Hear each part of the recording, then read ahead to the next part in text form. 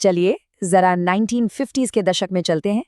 भारत एक नया नया देश बना था और उसी समय मध्य प्रदेश भी एक नए राज्य के तौर पर आकार ले रहा था। अब इस बिल्कुल नए राज्य को संवारने की जिम्मेदारी दो ऐसे लोगों के कंधों पर थी जो एक दूसरे से बिल्कुल ही अलग थे। तो सवाल यही उठता है, आज हम इसी कहानी को समझने की कोशिश करेंगे, देखेंगे कि कैसे इन दो अलग अलग शख्सियतों ने मिलकर न सिर्फ एक नए राज्य की नींव रखी बल्कि पूरे देश पर अपनी एक गहरी छाप भी छोड़ गए। अच्छा, तो चलिए इन दोनों को थोड़ा और करीब से जानते हैं। एक तरफ थे डॉक्टर पट्टाभी सीतारमैया, एक डॉक्टर जो आगे चलकर इतिहासकार बने और कांग्रेस पार्टी के अध्यक्ष भी। और दूसरी तरफ थे श्री हरि विनायक पाटकर, एक वकील जो भारत के कानून मंत्री बने और एक बहुत बड़े समाज सुधारक के रूप में जाने गए। और सबसे दिलचस्प बात, डॉक्टर सीतारमैया का कार्यकाल बहुत छोटा था, जबकि श्री पाटकर ने राज्य के इतिहास में सबसे लंबे समय तक राज्यपाल का पद संभाला। पर इनकी कहानी राज्यपाल बनने से बहुत पहले ही शुरू हो गई थी।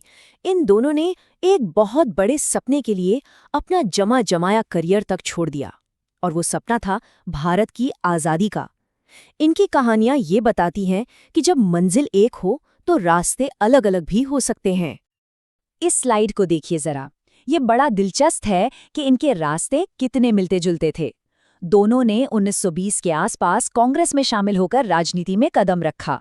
दोनों ही आज़ादी की लड़ाई में जेल भी गए, और सबसे जरूरी बात, दोनों ने संविधान सभा के सदस्य बनकर भारत के संविधान को लिखने में अपना योगदान दिया।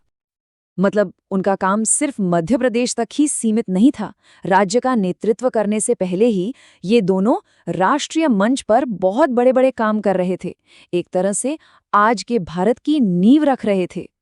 डॉक्टर सीतारमैया सिर्फ एक नेता नहीं थे, वो तो आंदोलन के इतिहासकार थे। उन्हें कांग्रेस पार्टी का आधिकारिक इतिहास लिखने जैसा अहम काम सौंपा गया था। उनके लेखन और उनके ज्ञान ने उन्हें पार्टी में बहुत ऊंचा दर्जा दिलाया, और फिर 1948 में वो भारतीय राष्ट्रीय कांग्रेस के अध्यक्ष भी बने। अब देखिए, जहां एक तरफ डॉक्टर सीतारमैया इतिहास लिख रहे थे, वहीं श्री पाटकर एक अलग ही तरीके से इतिहास बना रहे थे।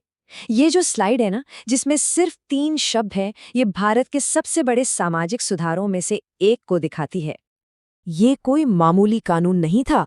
केंद्रीय कानून मंत्री के तौर पर श्री पाटकर ने इन कानूनों की अगुवाई की। इन कानूनों ने महिलाओं के अधिकारों में, खासकर शादी, तलाक और विरासत जैसे मामलों में एक क्रांति ला दी। ये सचमुच एक बहुत ही बड़ा और साहसी कदम था। तो अब आते हैं मध्य प्रदेश की कहानी पर, जहां इन दोनों राष्ट्रीय हस्तियों ने राज्यपाल की भूमिका निभाई, लेकिन दोनों का कार्यकाल बिल्कुल अलग अलग समय तक चला। ये स्लाइड सब कुछ साफ साफ बता देती है। डॉक्टर सीतारमैया नए राज्य के पहले राज्यपाल थे, पर उनका कार्यकाल सिर्फ 7 महीने का था। एक तरह से उन्होंने नींव रखी। उनके ठीक बाद श्री पाटकर ने पद संभाला और राज्य को एक लंबी स्थिर लीडरशिप दी। जरा इस संख्या के बारे में सोचिए, लगभग 8 साल। एक नया नया राज्य जो अपने शुरुआती नाजुक दौर में था, उसके लिए इतने लंबे समय तक एक ही लीडर का होना बहुत बड़ी बात थी। और ये कोई छोटी मोटी बात नहीं है, ये एक ऐसा रिकॉर्ड है जो आज भी कायम है। ये दिखाता है कि उन्होंने राज्य के शुरुआती सालों में कितनी स्थिरता और सही मार्गदर्शन दिया होगा। तो आखिर उन्होंने अपने पीछे क्या छोड़ा? उनकी विरासत को हम 2 चीज़ों से बहुत आसानी से समझ सकते हैं, एक विद्वान की कलम और एक सुधारक का कानून। डॉक्टर सीतारमैया की विरासत तो उनकी किताबों में आज भी जिंदा है। वो एक शानदार लेखक थे। तमिल, हिंदी, कन्नड़, संस्कृत और तेलुगु जैसी कई भाषाओं के जानकार थे, और भाषा के आधार पर राज्यों के बंटवारे के विचार के एक बड़े समर्थक भी थे। उनका योगदान बहुत गहरा और बौद्धिक था। और श्री पाटकर की विरासत, वो भारत के कानूनों में बसी हुई है। वो एक कुशल प्रशासक थे, एक ऐसे मध्यस्थ जो सबसे मुश्किल विवादों को भी सुलझा लेते थे, और एक ऐसे सुधारक जिनके काम ने लाखों लोगों की जिंदगी बदल दी।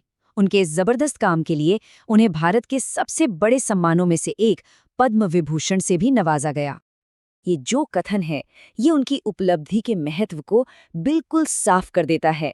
ये सिर्फ एक बिल नहीं था, ये सामाजिक इतिहास का एक बहुत बड़ा मोड़ था, एक ऐसा काम जो हमेशा याद रखा जाएगा। तो यहाँ हम अपनी कहानी के अंत में आते हैं। दो राज्यपाल, दो बिल्कुल अलग रास्ते। एक कलम वाला विद्वान, दूसरा कानून वाला सुधारक। इनकी कहानियां हमें दिखाती हैं कि देश बनाने के लिए किसी एक ही तरह के नेता की जरूरत नहीं होती, बल्कि अलग-अलग तरह के महान लोगों के योगदान की जरूरत पड़ती है। और ये हमें एक सवाल के साथ छोड़ जाती है।